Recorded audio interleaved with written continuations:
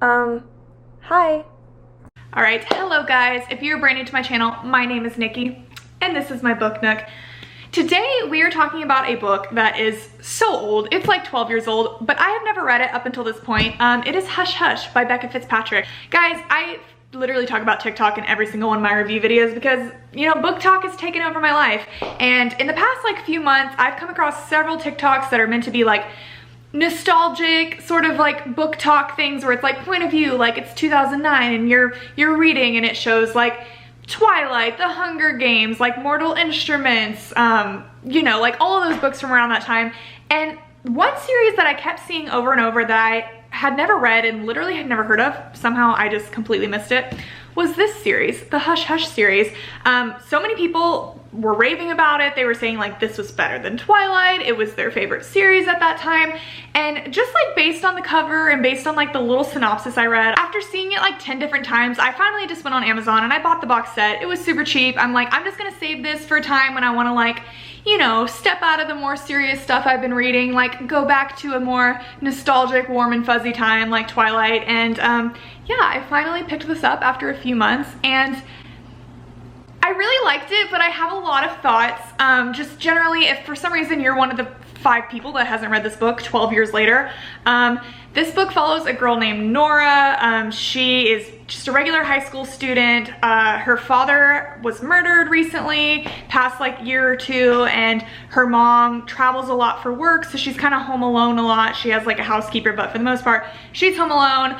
She has a best friend named V, which I have a lot of thoughts about, so we'll get into that. And the book kind of starts out where she's in her biology class and they're switching around the seating chart and she's now being paired with the new boy who just transferred. His name is Patch, which we later find out is a nickname, so I'm like, okay, we don't know his actual name, but I'm still just like, girl, Patch, like sounds like a freaking stuffed animal or a poodle, whatever. His name is Patch and he's tall, dark, mysterious, you know, like keeps to himself. No one really knows anything about him. And right away when him and Nora like get partnered up, he's kind of a jerk to her, but he's also very like flirtatious. He's just like the stereotypical like bad boy.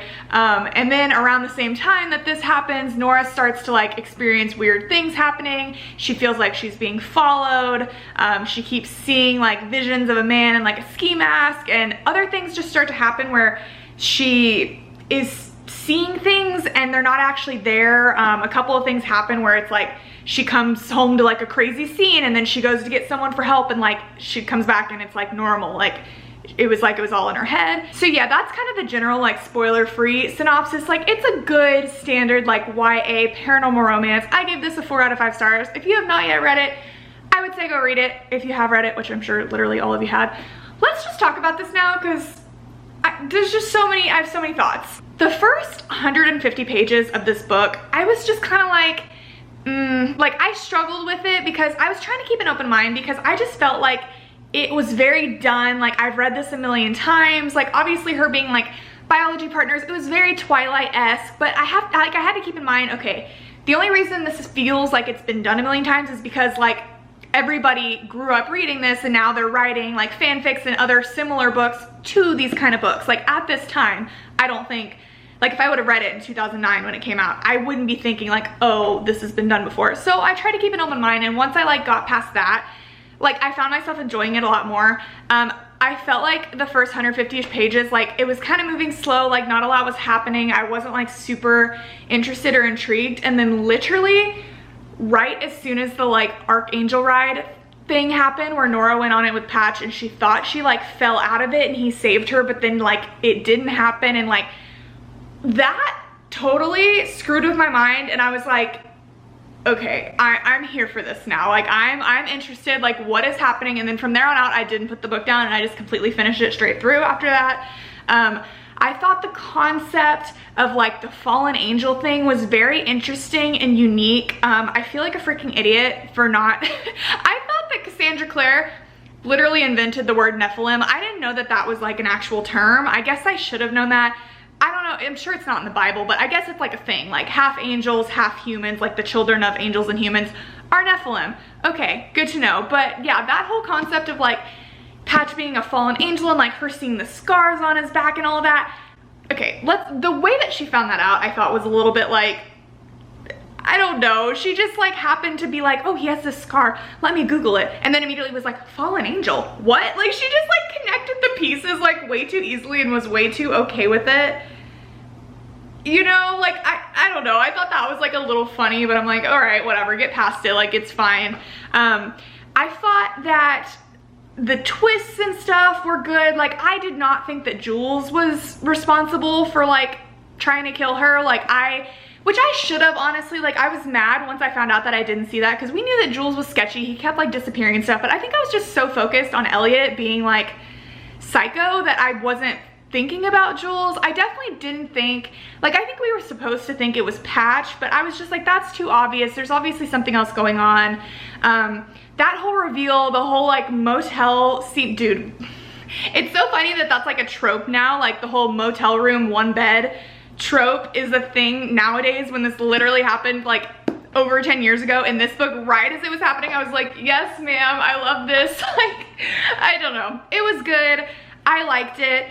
A couple of issues that I did have with the book overall though, my main issue was V, her best friend. I thought she was such a freaking idiot. I thought she got them in so many situations that were so like just bad. I thought she had no like, I think she was supposed to come off like she was very smart, but she just like had no like common sense or social awareness of anything. I mean, her like calling in a bomb threat to the school, like that's like funny, was so like stupid and unnecessary. And then just her like, oh my god, I was so angry at her whenever she was just like so obsessed with like Elliot and Jules the boys that she completely like disregarded her friend, like just like let her disappear, let her like wander off without them. Whenever Elliot literally showed up on Nora's porch and like threatened her if they didn't go on vacation with them for spring break, and V was just like, oh well, like he was drunk, you know, like I mean come on, it'd be so fun, you don't want to go on vacation. I'm like, are you kidding me? Like your best friend literally just got like thrown against a wall and threatened, and you're like, come on Nora, let's go on vacation. Like screw you, not a good friend, not someone I would be friends with. And just other, like, I don't know, I didn't care for V. I thought she was, like the first like 5 minutes I was like, okay, she's kind of like quirky and fun, and then I was like, I hate her, so not a fan of her. I also thought like Nora and Patch's like love story, okay, I liked their chemistry. Like they had like some lines back and forth that I was like, okay, like fun, spicy, but I didn't sense that they were in love. Like when it was revealed like, oh, he's in love with you, I was like, okay, calm down. They've had like 3 conversations. Like I just don't feel that like intense we're in love. Like I feel like I keep comparing it to Twilight because everybody compares this to Twilight, but like Edward and Bella, that was like a very, you felt the love, the passion, the like intensity of it all. Like it was a bit more of a slow burn, like a back and forth. Like Nora and Patch, I think like from the beginning she just liked him, but was like, no, I don't like him, yes I like him, whatever. And like I didn't sense love. I thought that was thrown out there a little quickly. I thought the teacher, the counselor being like his ex was odd, but a good twist, even though like it was obvious she was fishy. I don't know, I thought the ending was a little abrupt and weird. I'm interested to see where it goes from here. I think obviously we're gonna learn a lot more about her dad being like murdered and like that meaning something. Obviously she's like something important.